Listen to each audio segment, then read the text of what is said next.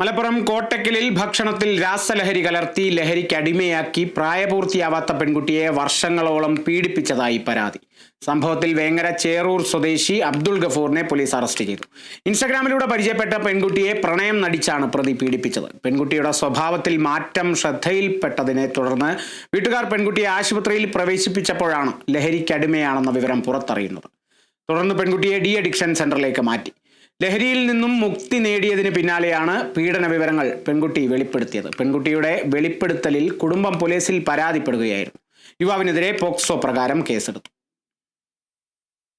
അധികം സൗഹൃദം നടിച്ച ശേഷം അടുത്ത പരിചയമായ ശേഷം പിന്നീട് ഫുഡ് കഴിക്കാനായി കുട്ടിയെ വിളിക്കുക. ആ ഫുഡിൽ കുട്ടി അറിയാതെ MDMA പോലെയുള്ള സിന്തറ്റിക് ഡ്രഗ്സ് കലർത്തി കൊടുക്കുക. അങ്ങനെ കുട്ടിയുടെ ഒരു പ്രത്യേക ഒരു അടുപ്പം സ്ഥാപിച്ച ശേഷം പിന്നീട് ഇത്തരം ഫുഡുകൾ ഇടയ്ക്കിടയ്ക്ക് അഡ്മിനിസ്ട്രേഷൻ ചെയ്തു കൊടുത്ത് അങ്ങനെ കുട്ടിയെ മറ്റ് ലൈംഗികരണം ഉപയോഗിക്കുക. അങ്ങനെ കുട്ടിയെ പ്രണയത്തിന്റെ അടിമയാക്കി മാറ്റി.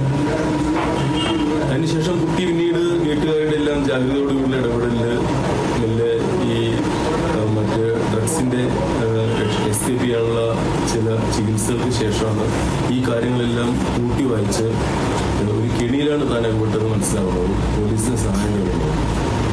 നമ്മൾ ഈ കേസിൽ പ്രതിയെ അറസ്റ്റ് ചെയ്തപ്പോഴാണ് ഈ പ്രതിക്ക് മുമ്പ് പരപ്പനങ്ങാടി പോലീസ് സ്റ്റേഷനിൽ MDMA വിറ്റതിന് മറ്റൊരു കേസുമായിട്ട് അറിഞ്ഞിട്ടുള്ളത്.